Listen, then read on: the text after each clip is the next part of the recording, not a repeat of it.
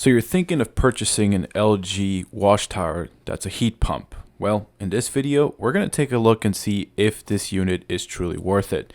Now, I purchased this unit with my own money. I am not sponsored by LG.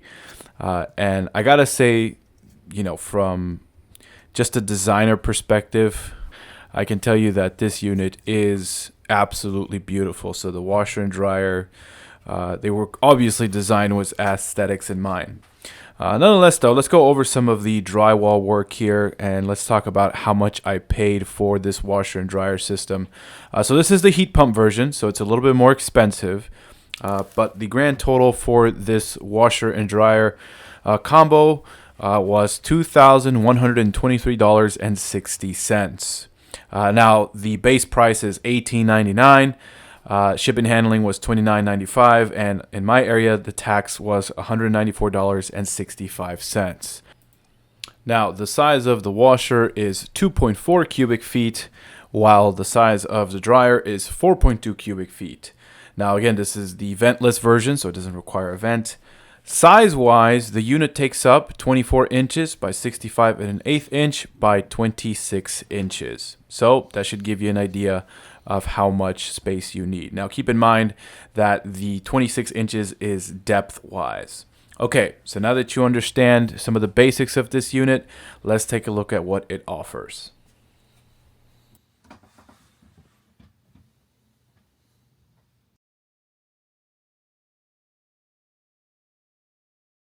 Alrighty folks, so we're going to do a very simple demonstration here. So I'm going to throw in a couple of items in the washer, and they're not a lot, but you can see that they already take up quite a bit of space since the washer is pretty small. And yes, I threw a white shirt in there. Go ahead and judge me. But these are the compartments for the main wash and the pre-wash and the fabric softener. Now we're not going to get too much into, the sending stuff over the phone. We cover that in the dryer section. But as you can see, if you hit normal here, it allows you to change the settings, really just like any other washer. So the washer isn't really anything too crazy. It's pretty straightforward.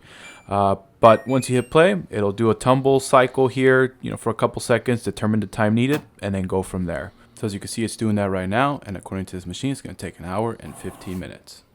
So one thing I do want to point out is this TurboWash system, which is supposed to use the front water jets to clean the clothes a little bit more efficiently and quicker as well. It goes from about 30 to 40 minutes depending on the load. I have used this once in a while, but this is an extra feature that you need to pay for. If you get the base version, it doesn't come with this. By the way, for those of you wondering about noise level, as you can see right now, it's doing the spin cycle. This is usually where it is pretty much the loudest. But I can hold a conversation here. I think I'm actually louder than the machine itself. It's relatively quiet. Really, the only thing you hear is the pump taking out water and the motor spinning, but it's honestly not that loud.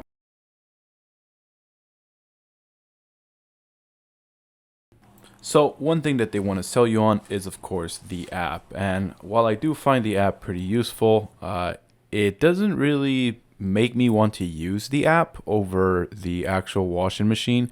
As you guys can see here, it tells you how much time is left, what cycle you're running. For you data nerds, it definitely offers you stuff like energy monitoring, so you can actually see how much energy each cycle uses. It's actually pretty fun to look at how much energy the heat pump is using. As you can see here, it gives you a graph of all of the cycles and how much energy they're using. And it also reminds you when you need to wash the washer, wash the washer, right? It gives you a reminder every 30 cycles that you need to run a tub clean. But as you can see here, if you go over and select the little button up there, that's the up feature. These are features you can upload to the washer and dryer. If you want a custom melody or whatever, it's honestly nothing too crazy. I was honestly expecting more than that. But it's pretty straightforward. It's honestly nothing crazy here. Okay, these are just little reminders that you can set yourself. I honestly never use these. But the one that I'm mostly interested in is this section right here, the little report section.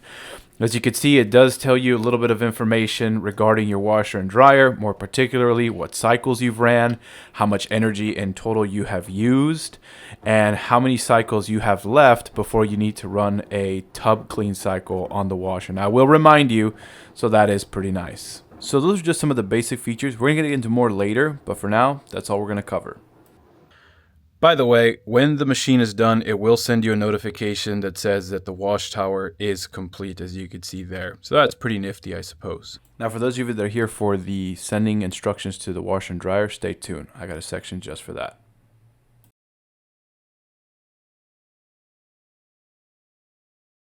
Before we go on to the installation, folks, I want to show you that you need to remove these 4 bolts located in the back.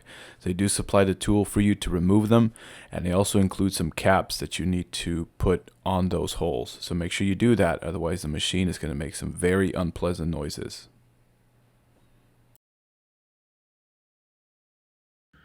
Alrighty, folks, I paused the machine. Let's talk about some of the things that we're going to need if we want to install this unit. Okay, so if you're going to be purchasing this unit, you probably went online and saw a lot of 1-star reviews.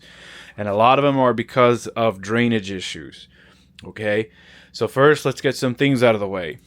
Number 1, you need to make sure that minimally, as you can see here, you have about 4 inches of clearance between the wall and the back of the unit. I have about 7 here, so I'm perfectly fine with that. In addition, according to the manual... Alright folks, I'm going to intervene here a little bit. I made a little bit of a mistake. So from the ceiling to the top of the unit, you need 4 inches, and side to side, you need minimum 2 inches. About 12 inches to the stud there, so I'm perfectly fine with that. I don't need to do anything fancy, okay? So those are some of the clearances that you need to be aware of. Now, let's talk about some other things, more specifically draining, because that's where a lot of these problems are. Let's go ahead and take a look. Alrighty, folks, so I tilted the unit a little bit. Let's talk about some of the connections that we have back here. First of all, really to any washer, all you need are 2 hoses, one for the cold, one for the hot, and of course you need a drain, which is right here. Okay, these are pretty standard. You'll find these on most washers. Okay, now the part that gets really tricky is this particular guy here. Let me see if I can zoom in. Since a lot of people still don't know how to install these, they don't know that the dryer also has a drain, as you guys can see right here. I'm pointing at it right now with this finger. Okay, this is the 30 amp plug that goes to the dryer. So yes, the dryer still does need a 30 amp plug. But this is the drain that connects to the dryer, okay? You're going to take that drain and you're going to connect it with a Y fitting that is supplied to you. Let me show you what that looks like. All right, folks, so I took off the Y fitting and this is what it looks like, okay? So this is what both of those hoses will attach to. You are provided this clamp right here, so you can go ahead and put that on the washer side, okay? This is the dryer side. This is the washer side. You need to make sure that you have this hooked up correctly. Now this end over here will go towards your drainage, and then that'll take care of the drainage problems with these units. Now a lot of the 1-star reviews that I see on these units are because of the installer missing something or it's draining incorrectly, and it's probably because they don't know that you need to put this piece in there, okay? So double check with your installer. Make sure that they know what they're doing. I cannot stress that enough. All right, let me go ahead and put this back into drainage, and then we'll continue looking at the unit. By the way, I highly recommend purchasing one of these things here. This is a little drainage hose cover. You know, when the water comes out, this thing flaps out. It's honestly nothing special. It's like 10 bucks. Not sponsored, by the way, but it just keeps the pipe sealed, so you don't have to have an open pipe that, you know, can possibly vent something into your area if you're having this in an enclosed unit.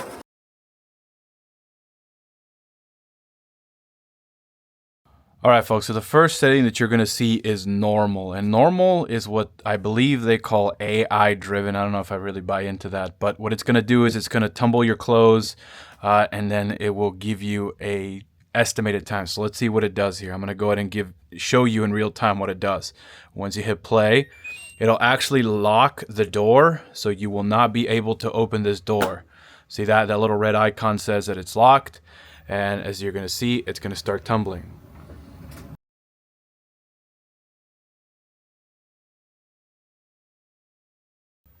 All right, so as you guys can see, according to this machine, it's going to take 1 hour and 35 minutes to dry these clothes. So the door is locked. You cannot open it, as I told you earlier, but that's the setting it comes to. Now, even though it does say it's 1 hour and 35 minutes, I have found situations where it actually cuts down on that significantly, and it takes about half the time. So this isn't really all that accurate, despite the fact that it's, I guess, AI driven or whatever. Anyway, let me show you some of the other settings, and then we'll go from there. Alrighty folks, so I turned off the machine and turned it back on so we can go over some of the other settings. If I hit bedding here, you guys can see that it allows me to use a predetermined amount of time here, 3 hours and 10 minutes it looks like. Now it does change it from energy saver to normal mode. So normal mode is going to use substantially more energy if that's more up your alley. Okay. Delicates, if I go over to delicates, it's a substantially lower time, but it does give you the ability to change the dry level, as you guys can see here. So we have 3 dry levels: damp, normal, and very. Okay. Heavy duty, as the name implies, is also kind of AI driven. So it will determine how much drying time it needs based on the sensors. Small load, same thing. It'll do the tumbling thing here. And downloaded is a little bit of a weird one. So by default, I don't remember what the downloaded is, but let me show you how you can send a downloaded cycle over to this machine. All right, folks. So in order to send something to the dryer, you have to have your phone with you, and then you have to go ahead and have the dryer turned on, which, as you guys can see, I have it turned on. And then you go over here and select the Washtower. Okay. From here, in order to send something that's downloaded, you go and drop down this little guy right here. Mine says normal. Yours might say something else. If you hit that right there, you can see that some of these are actually not available. I'm not really sure why they don't let you send these. You have to have the Washtower set to remote on, but you can send one of these downloaded cycles. So here are some of the cycles you can send out. I really don't have anything that, kind of piques my attention here, but what the hell do I know? If you want to send something to the dryer that is, that pertains to one of these modes here, as you guys saw here, then you have to turn on a setting over here, and I'll show you how to do that. But watch, if you try to send it to the dryer, right? Let's say that I try to do a normal here. You see how it says unable to send standard cycles, select one of the cloud cycles. So how do you make it so that it always does that?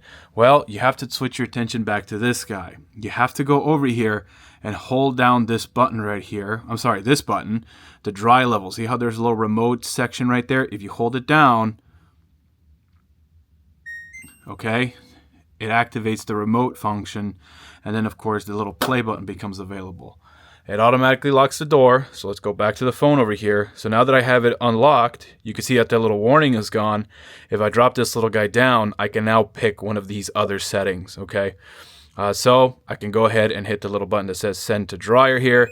And as you can see, you just heard the machine turn on. It's going to go ahead and do its drying, okay? So those are some of the features that you get with Wi-Fi. Now, the same is true for the washer. Okay, so let's take a look at the washer while this thing is starting to dry.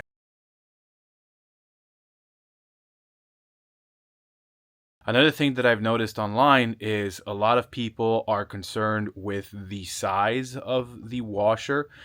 I can tell you from experience that, in our household, it's only 2 of us. It's me and my fiance. And for us, it's definitely plenty.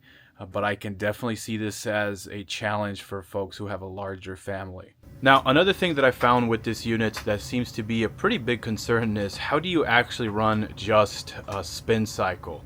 And in order to do that, what you have to do is you have to turn on the washer right here. So go ahead and turn that on. And then you have to hit this little button, spin. You don't hit any of these, predetermined cycles here. Just hit spin right there.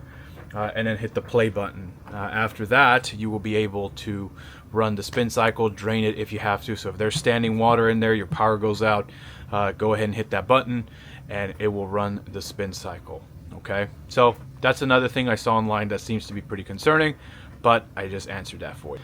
Another thing that I want to address is how do you actually connect this unit to your phone? There's actually a little QR code in here, but I didn't have a lot of good luck using it. I had to manually enter a lot of the settings, but if you want to know where it is, let me show you. In order to see this QR code, you have to open the door over here, just like that. and it's actually found right here. That's the little guy right there. Okay, you would use your app to sign in. It's going to ask you to read this QR code, and ideally it will automatically connect you to it, but I didn't have good luck with that, so I had to do some manual entry. Okay, nonetheless though, that is how you connect to the internet. Alrighty folks, before I go any further with the dryer, I do want to show you one thing. A lot of people don't know that you're supposed to actually clean out the filter every once in a while.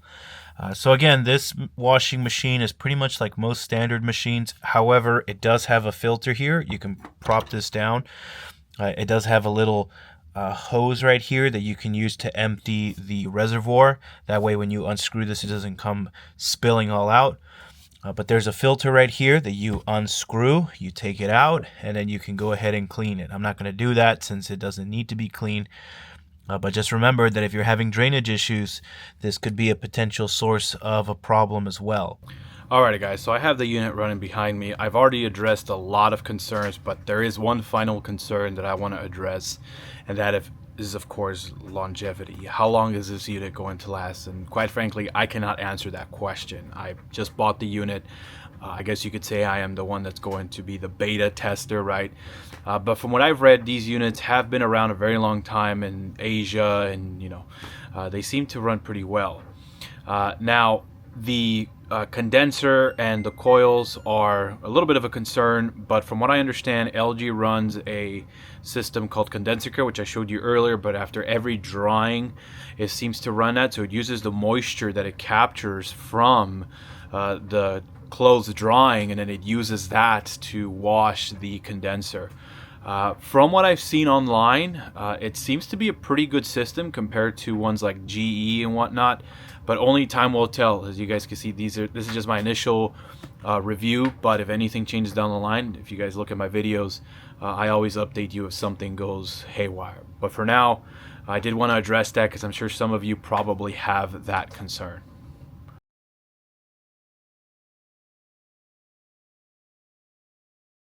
Now, I realize that a lot of these settings can be very overwhelming, so I'm going to go ahead and take you in a little bit closer so you can see what some of these little icons are. It took me a little bit of reading to really understand what they mean, but I think I've got most of them down. Let's take a look. Okay, folks, so I'm bringing you in a little bit closer here, particularly to this little circular area here. I have the cycle on as I showed you earlier, but I'm not actually going to run it. So what these icons mean, the AI is it's detecting what type of clothes you have in there, I guess, or how dirty they are. Again, I don't know if I buy that, but whatever, right? These two icons are, or these three actually are for their respective cycles, right? Spin, tossing, etc., etc. Okay. This little up button means that there are new features available in the app for your washer, and I showed those to you earlier when I showed you the phone setting. The little red icon right there means that the door is locked, okay, so you cannot open the door. The little play button right here means that the remote functionality is turned on and you can send instructions to the washer from your phone. And the little Wi-Fi symbol means that you are connected to the Wi-Fi, okay? Let's take a look at some of the settings on this side over here, that side, to see what they do. All right, so this is the washer in particular over here. So we have a couple of things that you might be interested in. Really, most of these are pretty self-explanatory. The ones that are a little bit more confusing are these buttons down here, okay? If they have a little asterisk on it, that means that you have to hold down that particular button, as I'm calling it, and it activates that function. For example, if you want to turn on the remote, you have to hold down the spin button. You want to do control lock, hold down the soil button. All right, so that's pretty much all of the functionality here. All right, now let's take a look at the dryer over here. If we go up just one more here, you can see that some of these are kind of grayed out. It really depends on some of the functionality that you have, so I'm not really going to go over too much with those. But the dryer displays pretty much the same amount of icons as the washer, and they're pretty similar, okay? Anyway, that's pretty much most of the functionality with this unit. Now let's focus on the dryer, more specifically all of the thermal options and thermal settings and outputs that this thing has. I think you're going to find that pretty interesting.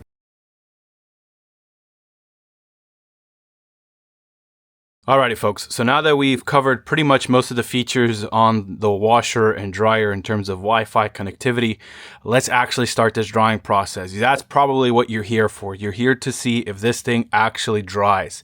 So I'm going to go ahead and turn on this dryer here as if I was doing normal laundry. I'll hit normal, and that's pretty much it. I don't usually do anything else, but you do have a couple of other options here, okay? As I told you earlier, you can change the dry mode only on certain cycles, okay? Normal seems to be one of them if you want to do normal or energy. I'm going to do energy saver because I usually don't change it from there. The dry level is totally up to you. I like to leave it on the default. It doesn't give me any issues here. And that's pretty much it. I really don't change anything on this cycle. So I'm going to go ahead and hit the little play button here, hold it down until you hear the little dee-dee-dee. And at this point, it is ready to rock and roll. Now, we're gonna actually monitor how long it's going to take for this thing to finish. Okay, so I'm gonna keep you here so you can see how long this thing says it's going to take. Alrighty folks, so according to this thing, it says it's gonna take 2 hours and 45 minutes. That's a pretty substantial amount of time. My phone right now says 12:31 p.m. So we're gonna go ahead and let this run. Once it finishes, I will show you what the final time is, and I'll also show you some of the temperature settings in real time. I'm gonna take a thermal camera, we're gonna take it, compare it. Alrighty folks, so another thing I want to address is the thermal output of this unit. As you guys can see, it's not really outputting too much heat at the moment. Really, it seems the main heat is coming from the control board itself. But this room feels pretty comfortable. It's at about 70 degrees Fahrenheit. And as you can see, there's really nothing coming out of this unit. Now, it's only been a couple of minutes for the dryer.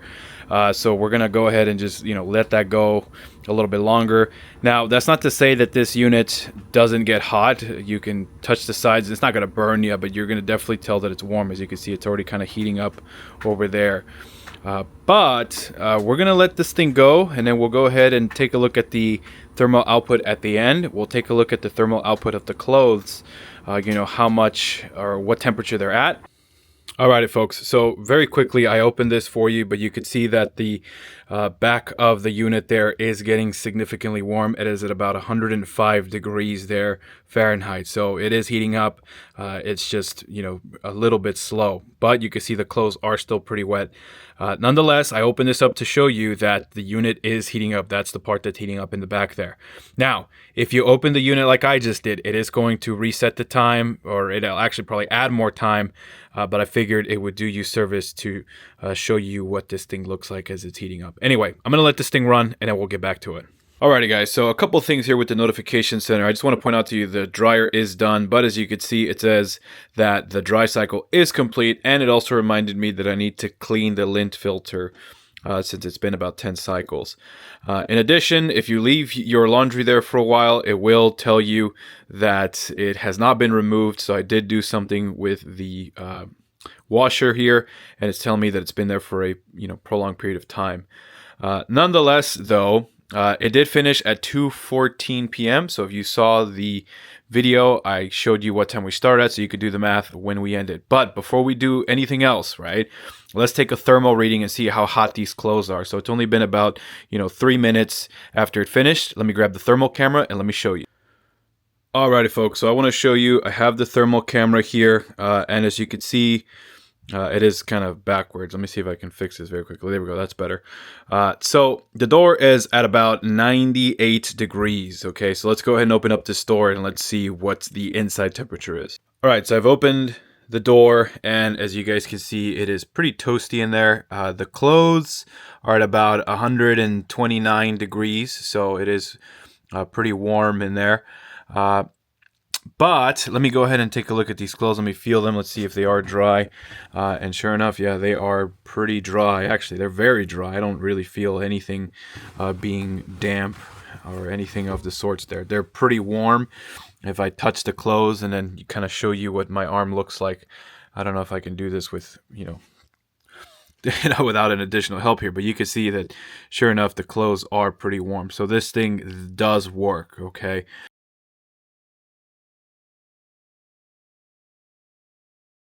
Alrighty folks, so now that we've analyzed this machine in depth, let's take a look at it from a pro and con perspective. So let's start with the first pro, which I'm going to say is its size factor. Because of the size of this machine, you can pretty much fit it anywhere. So that's my first pro.